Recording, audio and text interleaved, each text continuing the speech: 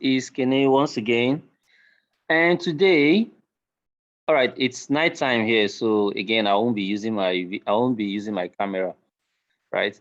But that's not going to stop us from solving a problem tonight using Python, guys. We're going to look at the question together, and we think about how to solve the problem, then write the code to do just that, solve the problem. I'm going to share my screen. Okay, so guys, let's look at it together. Write a program, which of course is Python, right? That takes a number in base n, so that could be base 2, base 3, base 4, base 5, whatever, but not up to 10. So that ends at base 9. So base n and displays its value in base 10. So guys, if you've done anything about base conversion, you would understand that to get a number in a certain base to its value in base 10, you need to multiply each of the digits by the base raised to power the position of that digit counting from 0 at the back. This is what I mean. So let's say we have 1011, okay, in base 2. Then we are to get its value in base 10. So how do we do that, guys? We'll take each of the digits of the number. So that's going to be 1 and 0 and 1 and 1. But this is it, guys. Instead of counting from 1, we're going to start from, as in this first number here, this one here. We will start counting from the back, this last number. And then instead of counting from 1, we'll start counting from 0. So we're taking the index, for example, right? The index from 0. So this is index 0, index 1, index 2, and index 3.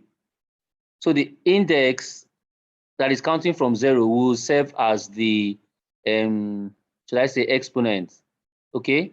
So let's have a look at it. To get the answer, 1011 base 2 to base 10 will simply be something like this.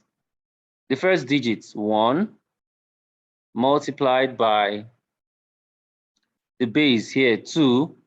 Now, before we do that multiplication, like multiplying that by 1, we need to get the position counting from 0, at the back.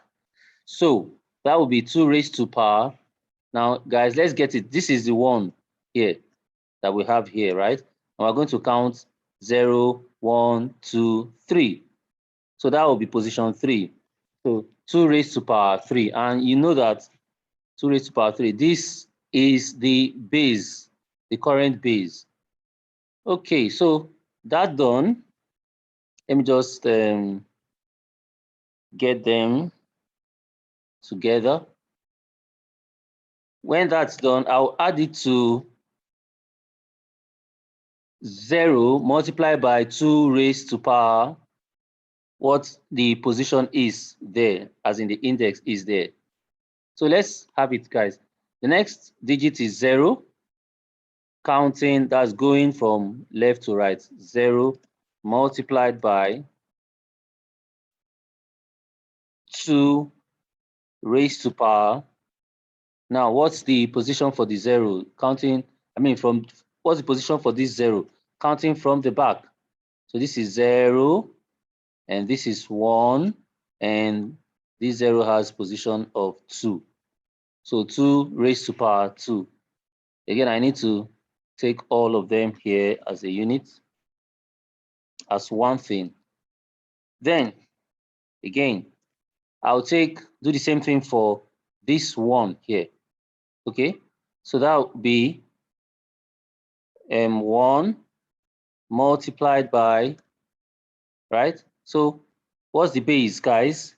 The base is 2 raised to power Let's get the position counting from 0 at the back, 0 and 1. So that's 2 raised to power 1 multiplied by the digit 1.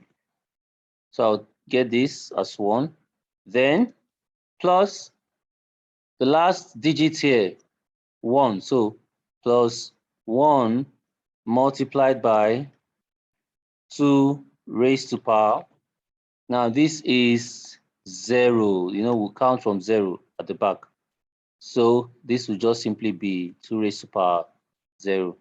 Then I'll get this again as one thing. Okay, so that's it, guys. So let's do the maths here. 2 raised to power 3, 2 times 2 times 2, 8, 8 times 1, 8, plus 2 raised to power 2, 4 times 0, 0, and 1. Okay, so before the 1, 2 raised to power 1, that's 2. Anything raised to power 1 gives you the thing. So 3 raised to power 3, 3 raised to power 1 is 3. So 2 raised to power 1, 2 times 1, that gives me 2, plus, guys, you know what we learned in school, concerning when we learned indices. Remember that y raised to power 0 returns 1. X raised to power 0 gives 1. So 2 raised to power 0 is 1. 1 times 1. So this gives us 1. 2 raised to power 0, 1. Then that 1 multiplied by this 1. 1 times 1 is 1. So 8 plus 2, 8 plus 0, 8 plus 2, 10 plus 1, 11. So 1011 base 2 base 10 is simply 11. Okay, so that's what we're going to do. We're going to replicate this process using Python code. Do we understand? So let's see, guys. We need to get the input. So the number that we need to convert, get that using the input method, and it is stored in a variable. That input is stored in a variable. So I've called it number to convert, that is num2conv. Then what's the base of that number, the current number, right? So we need to provide the base because we're going to use that to get the value of the number given, in base 10. So what is the base of the number? I have saved it in this variable called tbase. And I have converted the string value of tbase to an integer, and I have restored it in that variable called tbase. So it is actually recreated. Okay, so, right. Guys, let's think about it. Just a moment, please.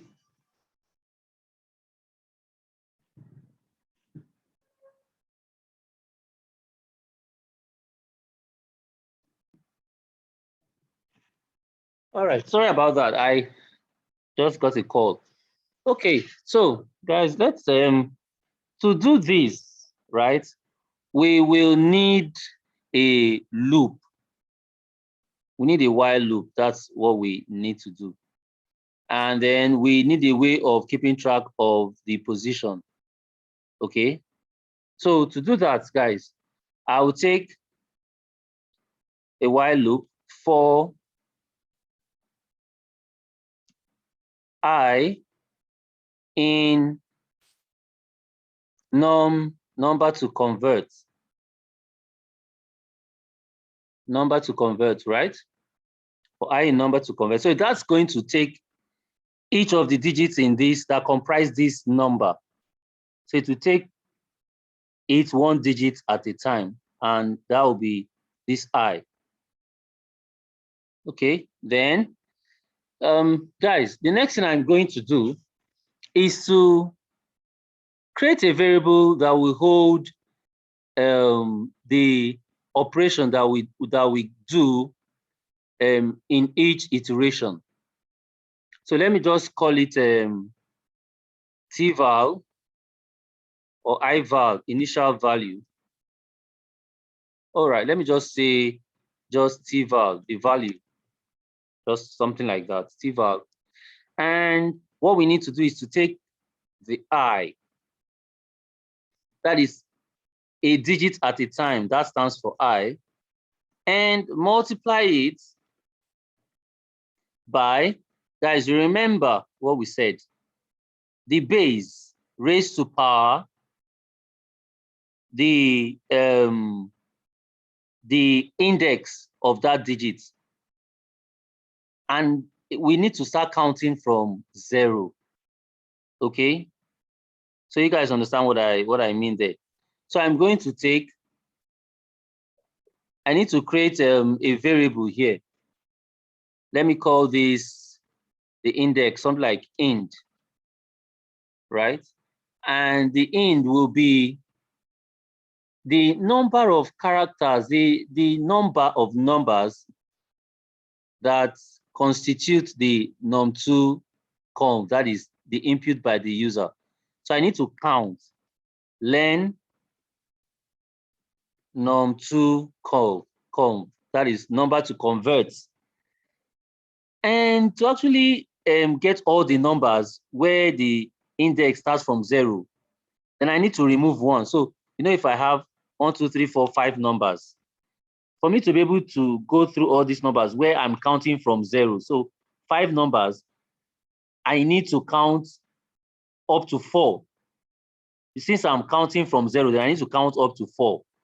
That way, I would have covered all the digits of this number. So count 0, count 1, count 2, count 3, and count 4. That gives me like all the numbers.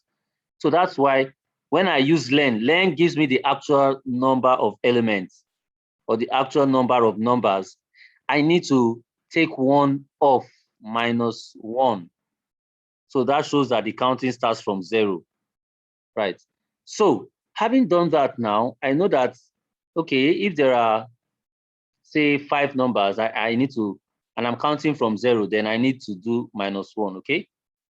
Then, guys, I have imported this module here, the math module, because I need it, I need the power method available in it, okay? And that is to get raised to power, so say a raised to power b, the exponent. I need that power method. So it will be something like math.pow, and it takes 2 arguments. 2, which is like the base raised to power, the exponent will be the second argument. So what's going to be raised to power what? Raised to power the int. So I'm beginning from the first number.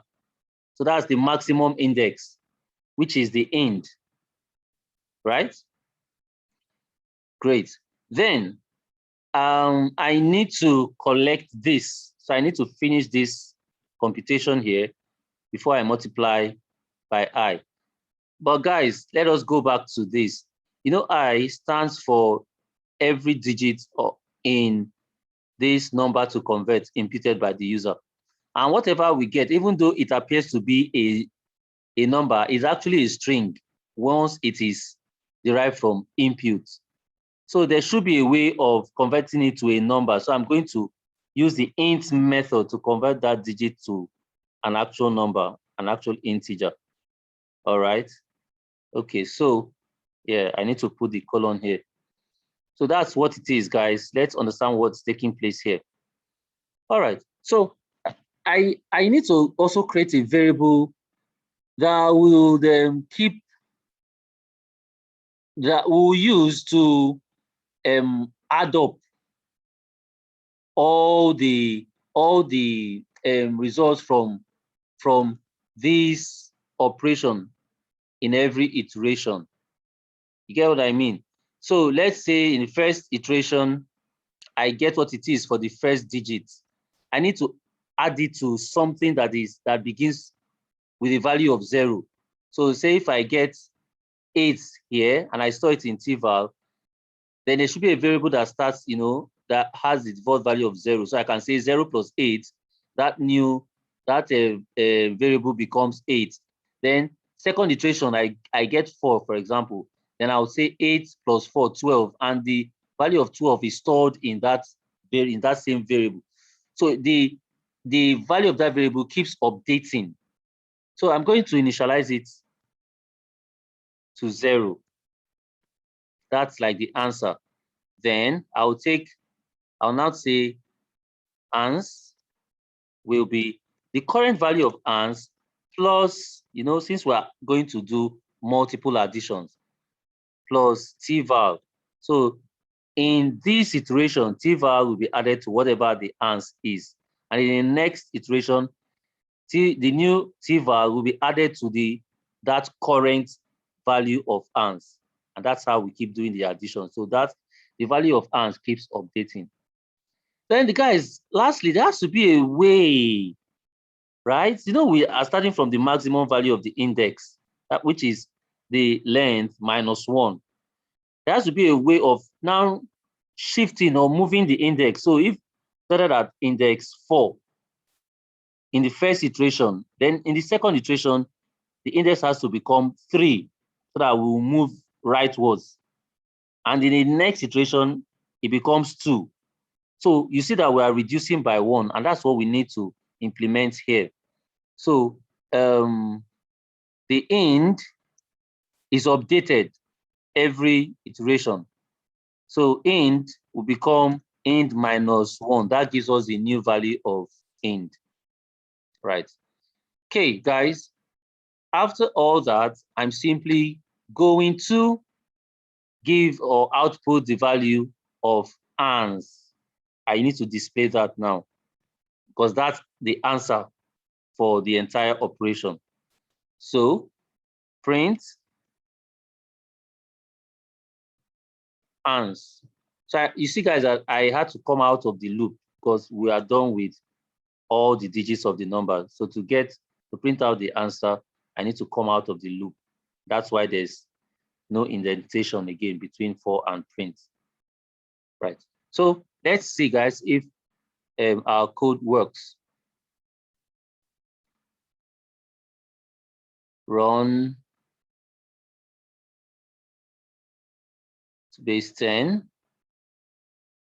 Enter the base. Enter the number to convert to its base 10 value. So I would say 1011. And what is the base? 2. So what should be the value in base? That gives us 11. I hope you understand. Right, but I really don't need a floating point number. So I should just see what I'm going to do now. I'm just going to convert that floating point number to an integer. So use the int method within the print statement. Within the print method there, this way, just like that. So that should give me an integer.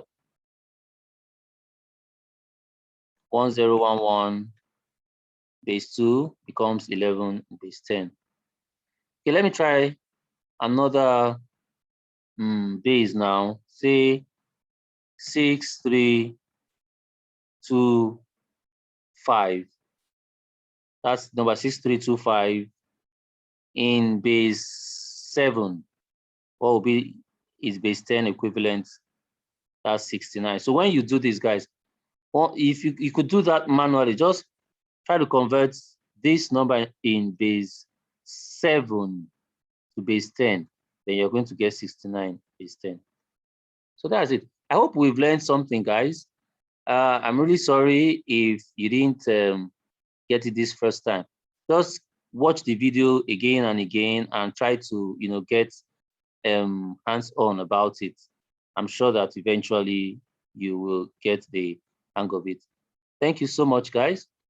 I'll leave this source code on my website at www.thetutoraid.com.ng.